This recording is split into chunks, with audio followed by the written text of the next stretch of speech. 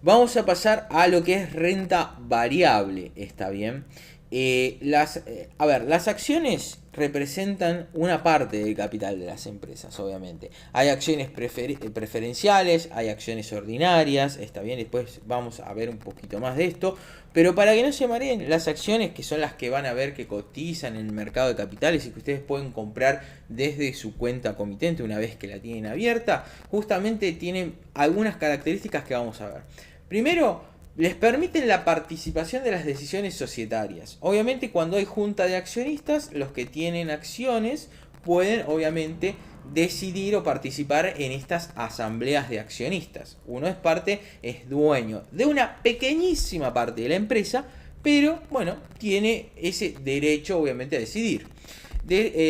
Tiene derecho a percibir dividendos. Obviamente las acciones, la mayoría de las acciones ordinarias, por eso después vamos a ver diferentes tipos de acciones, pero la mayoría de las acciones ordinarias, las que vos compras en el mercado de capitales, te dan este derecho a percibir dividendos. O sea, cuando en la asamblea de accionistas se decide si la ganado por la empresa va a ser reinvertido o repartido entre los accionistas, o una parte y una parte, uno tiene derecho, obviamente, es parte de ese resultado. Obviamente, a esa parte va a estar determinada por la cantidad de acciones que uno tiene, ¿verdad? Y obviamente, lo que se va a repartir, se dice, se va a repartir 100, hay 100 accionistas, se va a dar una unidad monetaria, un dólar, un peso a cada uno, ¿no? Bueno, ahí multiplíquenlo, obviamente por la cantidad de acciones y van a ver cuánto le corresponde.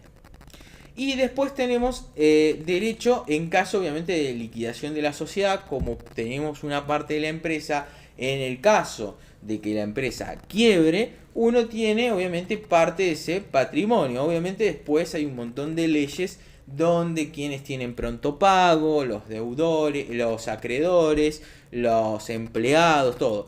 Nosotros vamos a ser uno de los últimos que vamos a terminar cobrando, esa es la realidad, pero bueno, así se dirime más o menos en lo que es la ley.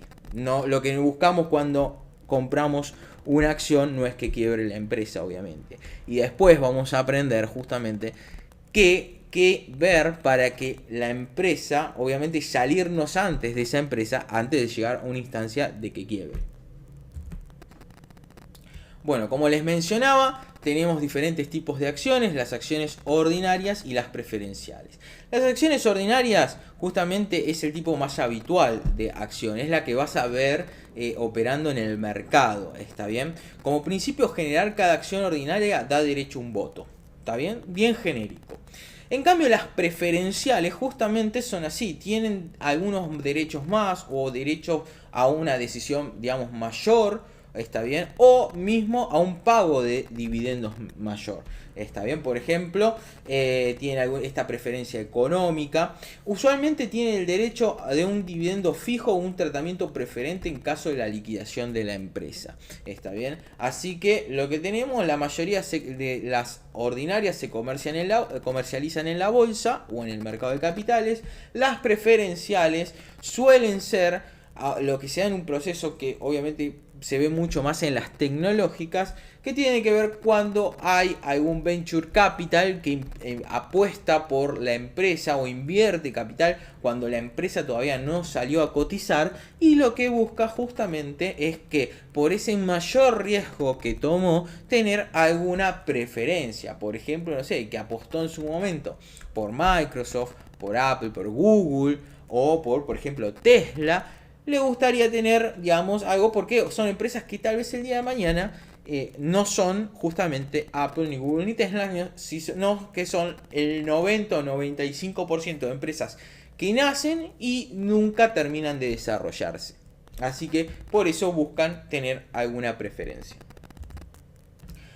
Bueno, lo que tiene, vamos a ver ahora algo muy importante que tiene que ver con valuación de las acciones. Y entramos un poquito en el análisis, y en el análisis fundamental. O sea, analizar la empresa. ¿Se acuerdan que antes analizamos el broker y dijimos, bueno, estaría bueno que cumpla con esto y con esto? Bueno, vamos a analizar un poquito el valor de las acciones. Cómo saber si una acción está cara, barata.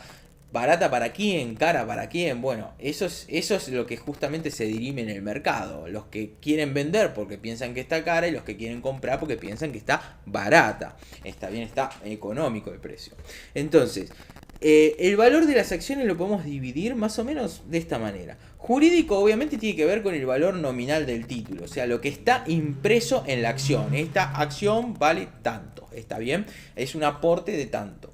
El valor contable justamente tiene que ver, sale de los libros contables, del estado de resultados, de los balances de la empresa. Las empresas presentan balance una vez por trimestre, por eso se le denomina quarter o quarterly, donde una vez por trimestre, o sea, tiene 4 presentaciones al año. Esas presentaciones no están por año calendario, o sea, no es que de enero a marzo tenemos una presentación obligatoria de lo que abarca abril a junio, sino que las empresas, de acuerdo a cuando se formaron, cada 3 meses tienen que presentar esos estados contables. Así que pueden caer en cualquier mes, pero sí tienen que respetar estos 3 meses. Y obviamente por ley no significa que son 120 días de calendario, sino que pueden a veces presentar un poco antes o un poco después. Tienen fechas límite. ¿Está bien? Pero el valor contable, para no irnos de este justamente tema, tiene que ver con el famoso valor libro. O sea, cuánto vale la empresa de acuerdo al balance dividido la cantidad de acciones que hay en circulación. Eso nos va a dar el valor libro de la empresa. Ya cuando nos referimos al valor de mercado de una empresa, estamos viendo justamente el valor de la cotización de la acción, de una acción en el mercado de capitales. Obviamente es lo que vamos a terminar operando los que operamos en bolsa, básicamente. Lo que básicamente el métier de todo lo que estamos viendo es el valor de la cotización en el mercado de capitales, que la podemos ver en nuestro broker, y que si queremos comprar una acción de esa empresa vamos a terminar comprando ese valor. Entonces, si nosotros lo que hacemos es, como antes decíamos, que el valor libro de una empresa se saca a través del valor de balance, para decirlo de manera simple, dividido la cantidad de acciones, podemos también determinar la capitalización bursátil de la empresa multiplicando el valor de una acción de mercado por la cantidad de acciones que tiene la empresa. Eso es un tip o un dato que está bueno que lo tengan cuando ven capitalización de la empresa o capitalización bursátil. Si ustedes conocen el dato del valor de la empresa, obviamente pueden determinar qué cantidad de acciones tienen. Si conoce la cantidad de acciones de la empresa, pueden determinar obviamente el valor de una acción. Así que es un ida y vuelta, obviamente es una ecuación bastante simple. Vamos, ¿cuál es la gran dilema de todo esto? Bueno, sería muy simple si el valor libro de una empresa fuese igual al valor de mercado. La realidad es que no habría un mercado, solamente el mercado serviría para el que busca liquidez, o sea, hacerse de líquido porque tiene acciones de la empresa. Pero la realidad es totalmente diferente, y es así como funciona justamente el mercado, y hay un mercado de capitales. ¿Por qué? Porque el valor de mercado usualmente, está bien, en el 99,9% de los casos, el valor de mercado es más alto que el valor libro, o sea, el valor que presenta la empresa en balances. ¿Y esto a qué se debe? Bueno, justamente lo que empieza a jugar son las expectativas de los inversores sobre las ganancias futuras que va a tener la empresa, o por lo menos las ganancias que el inversor entiende que la empresa va a tener.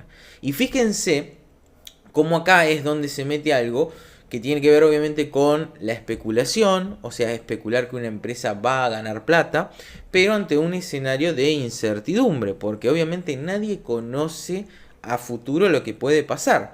Entonces ahí lo que empieza a suceder es que hay las valorizaciones de las empresas de mercado, la valorización de mercado de la empresa comienza a variar un montón, porque va a depender mucho de los análisis que se hagan del sector. Vamos a empezar de un análisis simple de la economía a nivel mundial, de la economía, por ejemplo, de donde se desarrolla esta empresa, del sector industrial, digamos, el sector donde desarrolla esta empresa, si es un sector financiero, tecnológico, servicios de salud, etcétera. Si de la industria donde se desarrolle, porque dentro del sector financiero puede ser un banco, pero también puede ser un banco de inversión, puede ser una compañía de seguros, por ejemplo. Entonces depende también de la industria y después, ya de por sí, de la propia empresa. Entonces puede ser que el sector donde esté sea un sector muy pujante, pero la empresa no lo sea. O puede ser que el sector, la verdad, o la industria donde se maneja, no esté pasando por el mejor momento, pero esta empresa se destaca. ¿Está bien? Entonces, lo que se empieza a especular es que esta empresa gane una porción cada vez mayor de mercado. Y eso justamente provoca que el valor esperado a futuro de la empresa sea aún mayor. Bueno, y entonces, ¿qué influye justamente en el precio del mercado? Bueno, a ver, por ejemplo, algunos factores que vamos a tener que tener en cuenta para evaluar el precio del mercado, o por lo menos lo que los analistas van a evaluar y obviamente en sus informes van a destacar, tiene que ver justamente con las acciones que pagan dividendos. ¿Está bien?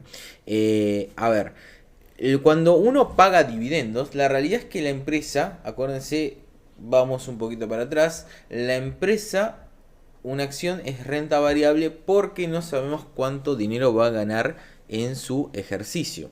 Entonces, cuando la empresa dice ganamos tanto dinero, nos quedó tanto dinero, hay una junta de accionistas y en esa junta de accionistas se determina qué dinero se va a reinvertir de lo ganado y qué dinero va a ir a un pago o digamos un pago de dividendo, que es lo que va a terminar ganando el accionista. Entonces, ¿qué sucede? La empresa, como ya venimos viendo, la especulación, el valor contable se conoce justamente cuando estos libros se hacen públicos. Pero sin embargo, los analistas se encargan, o nos encargamos, de ir entendiendo si la empresa cuánto dinero va a ganar. Entonces esa especulación se va incorporando en el valor de mercado de la acción. Entonces, cuando sale el resultado, vamos a ver si los análisis fueron correctos, estuvieron en línea y más o menos le acertaron al precio, digamos, a la valorización del mercado, el valor libro más o menos que iba a tener. Y obviamente, para no irme demasiado de tema, ¿qué sucede? Cuando se paga el dividendo, en el precio de la acción ya está incorporado que la empresa tiene un determinado patrimonio en el precio de mercado, ¿no? Es como un nuevo valor de mercado. Entonces, ¿qué sucede? Cuando se paga ese dividendo, la empresa, ese dinero termina saliendo, sí, va al inversor. Entonces es obvio, es parecido a lo que pasa en un bono. Ese dinero termina yendo al inversor y por ende sería algo totalmente lógico que el precio de mercado bajase en la misma proporción del pago de dividendos. O sea, si por ejemplo una acción vale $100 y se hace un pago de dividendos de $1, no sería nada raro que la acción al otro día, después del ex cupón o el ex dividendo, salga $99. Ahora, ¿qué pasa? Si la expectativa de la empresa pagó un dividendo muy grande, tal vez mayor a lo que venía pagando, ¿qué sucede? La expectativa para los inversores es que es una empresa que cada vez va a ir pagando más, va a ir ganando más dinero y va a pagar más. Y ahí empieza a jugar nuevamente la especulación. Entonces no sería raro que luego de ese pago pueda tener un valor más técnico de 99, pero sin embargo el propio mercado quiera comprar o demandar más de estas acciones que pagan buenas rentabilidades. ¿Está bien? Y ahí es donde, como hay mayor demanda, el valor de mercado o el valor de la cotización, ya vamos a dejar de llamarlo valor de mercado, termine subiendo en el corto plazo más de lo que estaba antes del pago de dividendo. Así que, como verán, no es nada fácil determinar ese valor. Otro de los motivos por los cuales el precio de mercado puede variar son por fusiones con otras sociedades cotizantes. Y acá hago una aclaración, obviamente ya se lo habrán imaginado. Lo que va a influir en el precio, porque el precio del mercado lo vemos todos los días y cotiza, a ver, a veces lo vemos segundo a segundo, a minuto. Entonces va variando. Obviamente lo que se termina influyendo en el precio no es en el momento en el que se anuncia la fusión, sino cuando empiezan a correr rumores y vuelvo a lo mismo, se empieza a especular cómo va a impactar a futuro en, digamos, en las rentabilidades o en la ganancia, cómo van a ganar plata estas empresas que se están fusionando. O sea, qué empresa va a salir mejor, qué empresa va a salir peor de la fusión, para decirlo de alguna manera. Vamos a dar un ejemplo. Si un supermercado, está bien, como Walmart, por ejemplo, termina comprando una cadena chica de supermercados, por ejemplo, en el interior de Estados Unidos, vamos a suponer, si bien Walmart es justamente del interior de Estados Unidos, pero para dar un ejemplo, ¿qué podría pasar? Bueno, la empresa más chica usualmente, obviamente se vería beneficiada y Walmart extendería obviamente su negocio. Ahora, ¿qué pasa? Puede ser que en estos poblados más chicos haya, digamos, un rechazo hacia cadenas tan grandes como Walmart y prefieran los negocios más locales. Y eso también puede influir obviamente en las expectativas de ganancias a futuro sobre la nueva fusión de estas empresas. Otras veces pasa de manera diferente. Vamos a hablar más de una adquisición que de una fusión. Por ejemplo, Facebook, cuando compra WhatsApp, compró alrededor de entre 4.000 y 5.000 millones de dólares, algo que todavía no se sabe justamente cómo se rentabiliza WhatsApp, o hoy no tiene un método de rentabilización por lo menos que conozcamos a simple vista. O sea, no se cobra un fee de uso de WhatsApp, no hay una manera de rentabilizarlo más allá del propio uso o la cantidad de usuarios que tiene, ¿no? Activos. Entonces, en eso los inversores pueden especular que está saliendo dinero de Facebook, 4.000 a 5.000 millones de dólares, por una inversión, o sea, se está invirtiendo en algo que todavía no puede generar, o no hay una manera que genere rentabilidades a futuro. Ahora, después hay que ver qué pasó luego de que se anunció la compra, cómo influyó en la acción, en el precio de mercado de Facebook. ¿Está bien? ¿Por qué? Porque muchas veces en estos sentidos se puede pasar que se note como una compra estratégica o muy positiva, y eso influye de manera muy positiva en el precio y muchas veces salga disparado este precio. Obviamente el que suele en la práctica ganar o tener mayor ganancia en el precio de mercado suele ser la empresa que va a ser comprada o la empresa más chica de cotización. Usualmente es la que ante un rumor suele tener un precio mayor. ¿Por qué? Porque bueno, va a recibir un inflow o un flujo de dinero por la compra, mientras que la empresa compradora va a sacar dinero para comprar esta empresa. O sea, se va a descapitalizar y va a ser una inversión que la rentabilidad futuro es incierta. Entonces, como ven, es básicamente, si piensa uno de manera lógica, está bien, la empresa que más se va a valorizar va a ser la que va a recibir el dinero, mientras que la que tal vez no se revaloriza tanto o va a tener mayor incertidumbre de por qué se debería revalorizar, es la que va a terminar haciendo la apuesta, va a terminar haciendo un pago de su dinero, va a descapitalizarse para ver si en el futuro pueden aumentar su rentabilidad. Bueno, y ya nos vamos metiendo en algunas situaciones un poquito más complejas, como puede ser los splits y los splits inversos. Y a ver, seguramente lo hayan escuchado, lo hayan leído si se han metido un poquito más en el mundo de las inversiones. Quiero que, esto no complejice demasiado, digamos, o que si no se sientan demasiado intimidados por estas cuestiones más técnicas. Simplemente un split, tómenlo como cuando una empresa agarra y dice, ok, miren, vamos a aumentar la cantidad de acciones en circulación.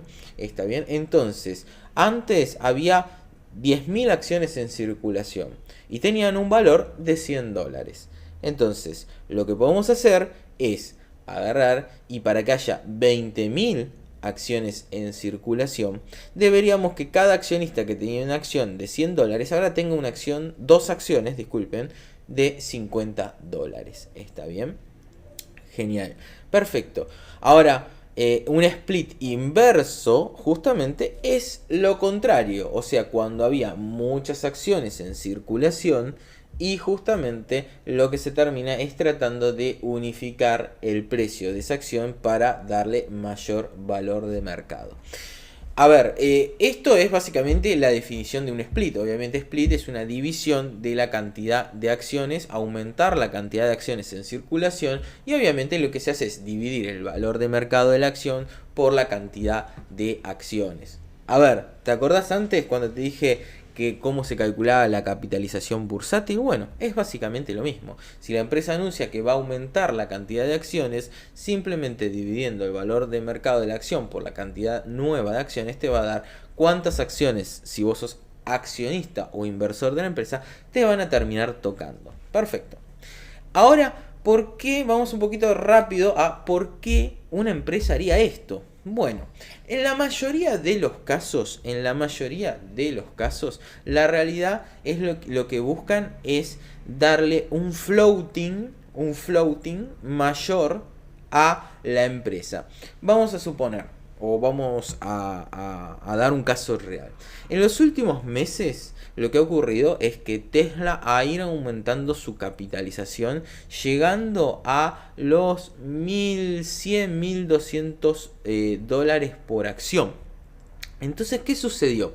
En ese momento, comprar una acción de Tesla para un minoritario, o sea, para una persona como vos y como yo, significaba ir y desembolsar 1.200 dólares. Obviamente, si tenés una cartera, una inversión de 10.000 dólares, de 20.000 dólares, te permitía comprar, a ver, para tener un portfolio diversificado, digamos, y cumplir con ciertas reglas o cuestiones de cada inversor de, como te digo, aminorar el riesgo y no poner todos los huevos en una misma canasta. Invertir en Tesla tal vez te dejaba, digamos, fuera del radar de las acciones que uno podía invertir. ¿Por qué? Porque era una erogación muy grande y una representación muy grande en la cartera propia de una acción que obviamente es bastante volátil, o sea, tiene bastante riesgo. Entonces, ¿qué deciden muchas veces en estas empresas? Bueno, justamente hacer un split, dividir la cantidad de acciones. ¿Para qué? Para que los accionistas puedan acceder, o más cantidad de accionistas, sobre todo accionistas retail, puedan acceder a estas empresas, ¿verdad? Caso Apple. Apple era un caso, también pasó en la misma proporción, o sea, en el mismo tiempo. En el caso de Tesla dividió sus acciones por 5 y en el caso de Apple hace muy poco dividió por 4. Hizo un split de una acción a 4. Obviamente el precio pasó de los 600 dólares aproximadamente a los 150 dólares aproximadamente. Ahora, ¿qué sucede? Un dato muy interesante se habló. Si Apple ya van varios splits que hace, si hoy no hubiese hecho desde que salió al mercado los splits que realizó durante su historia bursátil, hoy una acción de Apple accederías con cerca de 24.000 dólares por una acción desde que salió al mercado. Fíjense que sería muy, pero muy difícil que accionistas retail tuviesen acciones de Apple, ¿verdad? Y darle floating a la empresa implica justamente esto, que haya muchos oferentes y demandantes y no que solamente, por ejemplo, imagínate un inversor institucional que quisiera salir a vender sus acciones de Apple, que ganó una fortuna, pero quiere invertir en otras acciones, en otras empresas, tiene que salir a vender sus acciones de Apple. Obviamente el público, la demanda, se le achicaría mucho. Mismo tendría que vendérsela a otro fondo de inversión que quiera comprar esas acciones y desembolsar 23.000, 24.000 dólares por acción. No, digamos, no sería un mercado tan líquido. Entonces, ¿se entiende por qué se hacen este tipo de splits y aumentar la cantidad de acciones circulantes? Bueno, para que más público y más empresas, más fondos puedan acceder a estas acciones y rápidamente poder operarlas en el mercado de capitales sin tampoco influenciar demasiado en el precio. Porque si sale un fondo a vender 10.000 acciones de Apple costando 23.000, 24.000 dólares, obviamente sería muy visible esa operación, demasiado, y generaría una sospecha donde cuando alguien lo quiere vender, muchos sospecharían por qué está vendiendo este fondo sus acciones de Apple. ¿Qué vio este fondo? ¿Vio algo negativo? ¿Vio que la empresa va a perder plata? Obviamente la idea es que no suceda esto. Y los splits inversos que hablamos, que es cuando una empresa, por ejemplo, dice que sus acciones valen $1 y lo que decide es, por ejemplo, armar un paquete de 10 acciones, hacer una acción y poner esa acción comienza a cotizar $10, es porque justamente, y lo que mayor pasa es en algunos fondos o ETNs, Exchange Trade Notes, donde el valor cae muchísimo. Son productos, bueno, bastante complejos, estructurados, y muchas veces caen muchísimo de valor. Sucedió ahora con la crisis del COVID-19, donde varias Exchange Trade Notes o ETNs, diferentes de los ETFs, lo aclaro, que utilizaban productos derivados, futuros, para apalancar justamente su performance, o sea, ir bull o alcista o bear o bajista, pero 3 veces, digamos, si el mercado subía un punto, estos ETN subían 3 veces un punto, o sea, 3 puntos, o bajaban en la misma proporción. Ante una situación de volatilidad extrema, han perdido muchísimo su valor. Entonces, lo que ha pasado es que empresa o acciones o ETNs que cotizaban $10, $20, han terminado valiendo $1, $2, etc. Lo que han hecho es una split inverso en muchos casos, donde han juntado 50 acciones y han convertido nuevamente, tiene un valor de, por ejemplo, de $1 ha tenido un valor de 50 y tiene una cotización de mercado. ¿Por qué? Porque bueno, si también baja mucho la cotización de mercado de una empresa o de una cotización, también va saliendo de los mercados formales. ¿Por qué? Porque obviamente te piden un determinado valor de la empresa para permanecer, por ejemplo, en el NYSE, el New York Stock Exchange. Para poder cotizar ahí, obviamente tu empresa tiene que, creo que, valer más de $1 o a partir de $1 por una X cantidad de tiempo. ¿Qué pasa si tu empresa vale 0,80 centavos de dólar? Bueno, te lo permiten estar un tiempo de recuperación, pero luego esa empresa termina desapareciendo a un mercado, por ejemplo, over the counter o OTC. Y eso obviamente no es nada positivo, porque los inversores dejan de invertir, se sacan esas acciones siguen cayendo de precio y la verdad termina descapitalizándose de manera total. Así que ahí tenemos otra alternativa con los splits y los splits inversos.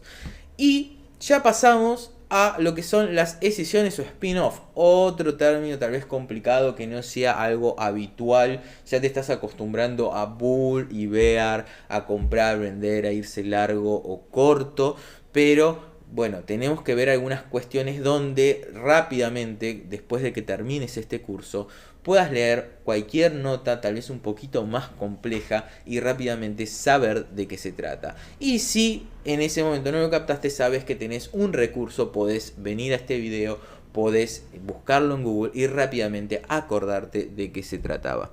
Entonces, un spin-off es cuando una sociedad separa parte de sus activos con el fin de utilizarlos en una creación de una nueva empresa.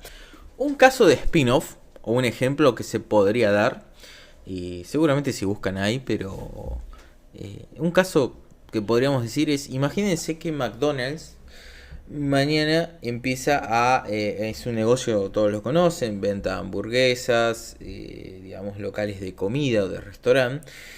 Y lo que empieza a hacer McDonald's, por ejemplo, es decir: mira, voy, en vez de comprar los aderezos empiezo a fabricarlo yo, ya que llevan mi fórmula secreta, mi gusto personal. En vez de comprar la carne ya procesada, crío mis vacas, la proceso yo, hago todo yo, el pan lo mismo, las papas fritas lo mismo, y así continuamente.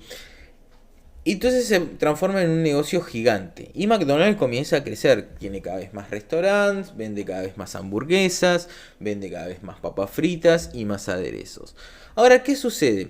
Todo esto está envuelto en la marca McDonald's, que obviamente tiene cada vez un simbolismo. O sea, el valor también de la marca es muy importante. Pero obviamente dentro de lo que estamos viendo de esta empresa hay varios negocios que podrían tranquilamente funcionar por separado. O sea, McDonald's tranquilamente podría tener una empresa de aderezos, una empresa de venta y procesamiento de carne, o sea, mismo hasta tener los campos donde se crían las vacas, y tener los campos donde se cultivan las hortalizas y todos los componentes de la hamburguesa.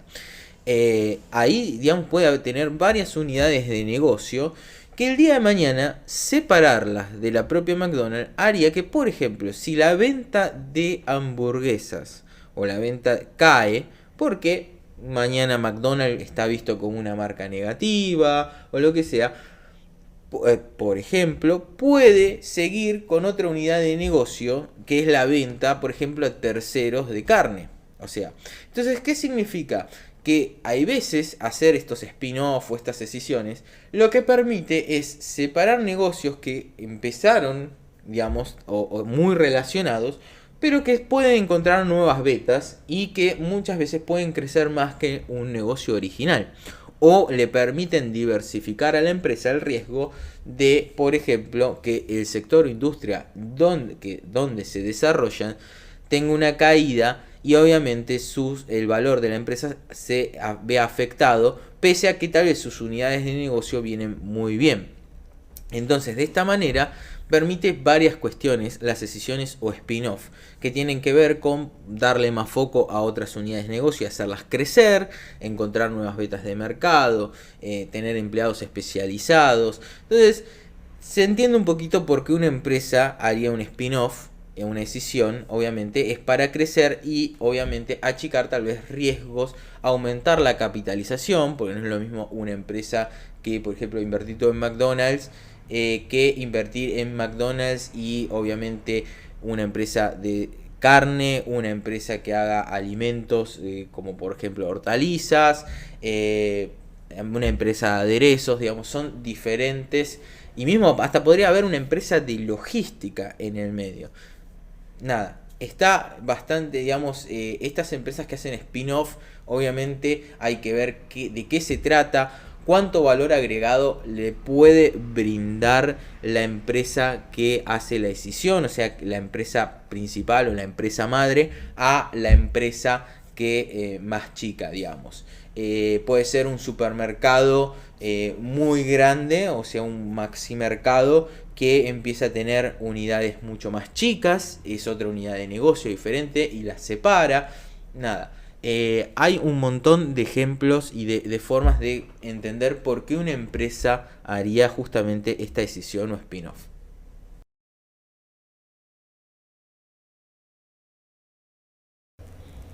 Bueno, y seguimos analizando las acciones.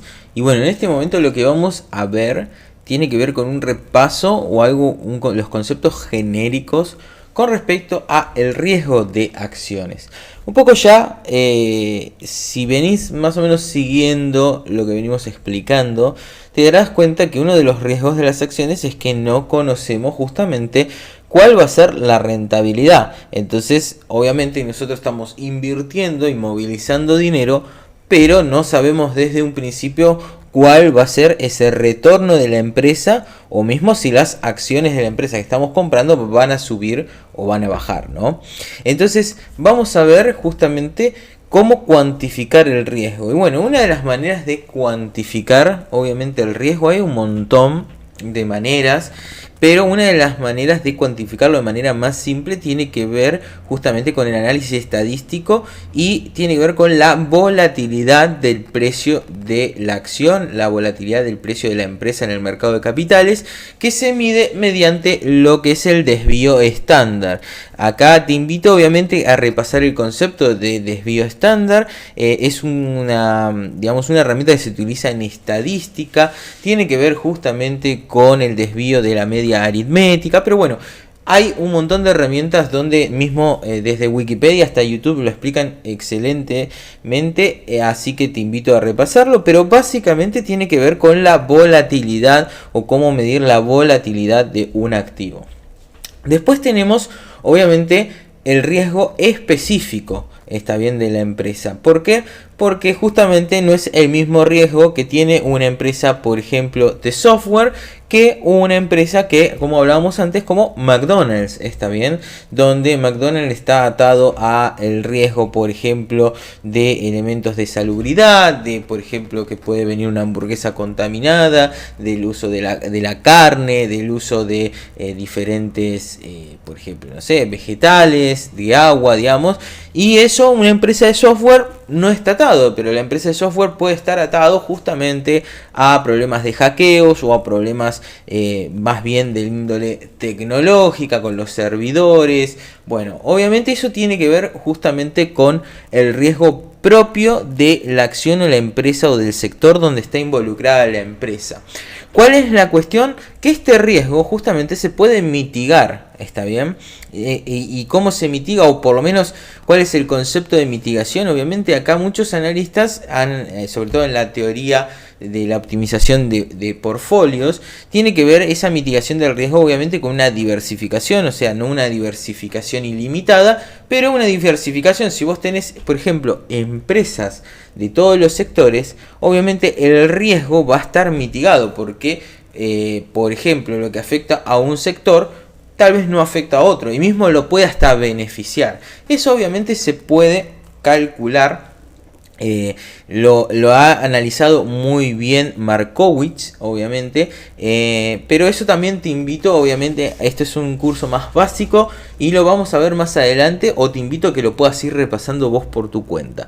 Así que pueden encontrar lo que tiene que ver con toda la teoría de optimización de portfolios o la teoría moderna del portfolio de Markowitz, que no es tan moderna porque te aviso que se escribió más o menos en 1950, pero sigue manteniendo obviamente una vigencia muy importante esta definición de riesgo-beneficio que podés optar en un portfolio, buscando un beneficio, limitándolo a un riesgo, o limitando un riesgo, buscando el máximo beneficio que pueda lograrse con ese riesgo limitado o riesgo máximo a afrontar.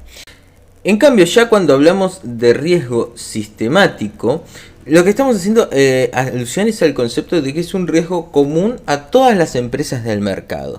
O básicamente, que es lo mismo, es un riesgo no diversificable. No se puede mitigar mediante la diversificación o la optimización. Así que esto podría ser un ejemplo, digamos, una cuestión, a ver, no sé, por ejemplo, impuestos en general, la suba del IVA. Muchas veces lo que va a hacer es un impacto a la rentabilidad de todas las empresas en el caso de que sea un aumento genérico y no por sectores específicos. Entonces, de esa manera, todas las empresas van a tener un impacto en sus rentabilidades de igual manera. Entonces vamos a empezar a repasar algunas herramientas para tomar decisiones en lo que tiene que ver con acciones. Estas herramientas en realidad se pueden utilizar también para, por ejemplo, el análisis de bonos, pero no es lo más normal, por ejemplo, utilizar el análisis chartista o el análisis técnico para los bonos. Sí es mucho más normal utilizar el análisis técnico, por ejemplo, para las acciones y medir el comportamiento de las mismas. Pero vamos a ir por partes como está diagramado. Entonces, tenemos que el análisis fundamental.